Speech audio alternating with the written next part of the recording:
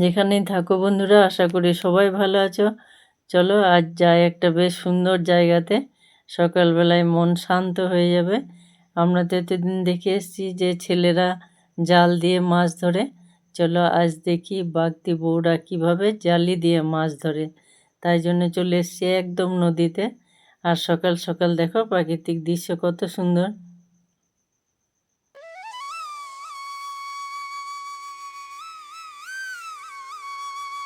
নদীর জলে নেমে পড়েছে ওরা। আর বন্যার সময় দেখেছে কত জল ছিল। দেখো এখানে কিছু আছে তাল গাছের পাতা আর কিছু খেজুর গাছের পাতা। বেশ 2-3 দিন আগে এগুলো জলের মধ্যে রেখে যায়, তারপর জল থেকে তুলে এভাবে করে জালির ওপরে ঝাড়ে। আর ছোট ছোট মাছ, চিংড়ি আছে, আরও অনেক কিছু মাছ আছে, শামুক, গুগলি, এসব কিছু জিনিস আছে। ওরা এখন তো অল্প ঠান্ডা পড়েছে, ওরা এগুলোকে ডাঙা ভেবে একদম চেপে উঠে থাকে ওর মধ্যে, আর জালিতে এভাবে করে ধরে নেয় ওরা।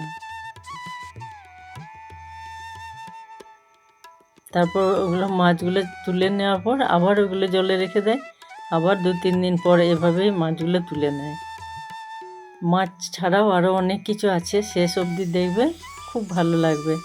আর দেখো নদীর ধারে ধারে এপাশ থেকে ওপাশ চারিপাশে এভাবে করে মাছগুলো ধরে। আর এখানে রেল লাইনটি কত কাছে দেখো।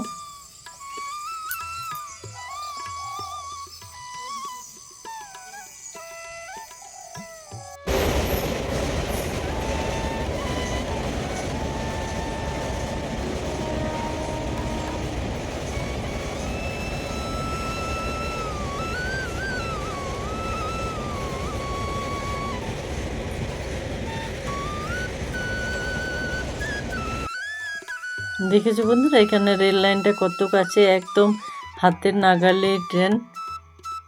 শেষ অবধি দেখবে, অবশ্যই ভালো লাগবে। আর তোমরা কে কোত্থেকে দেখছো অবশ্যই জানাবে, তাহলে তোমাদের নাম, জায়গার নামগুলো একটু বলতে পারবো আর বুঝতে পারবো কে কোত্থেকে দেখছো।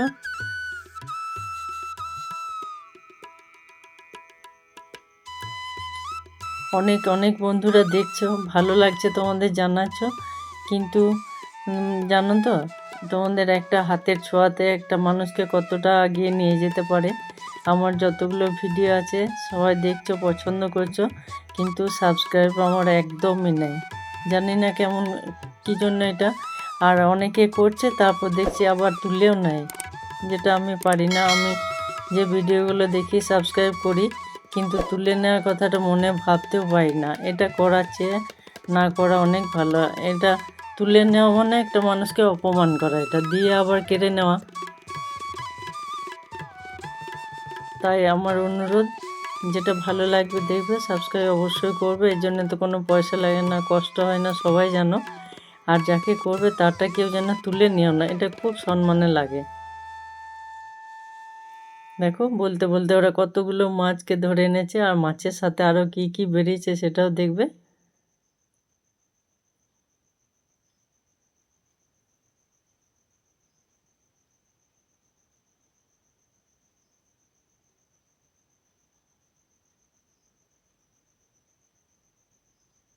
এটার নাম তো আমি বলে দিলাম জ্বালিয়ে। এবার যার মধ্যে মাছটা ঢুকিয়ে রেখেছিল, একদম বাঁশের ছিলকা দিয়ে তৈরি এই জিনিসটার নাম যদি কেউ জানো, কেউ দেখেছো, নামটা অবশ্যই বলবে। ওটা আমি বললাম না, তোমরা যদি জানতে চাও পরে বলে দেবো এই নামটা। দেখো মাছগুলো পরিষ্কার করে তোলার পর কত কাঁকড়া বেরিয়েছে দেখো।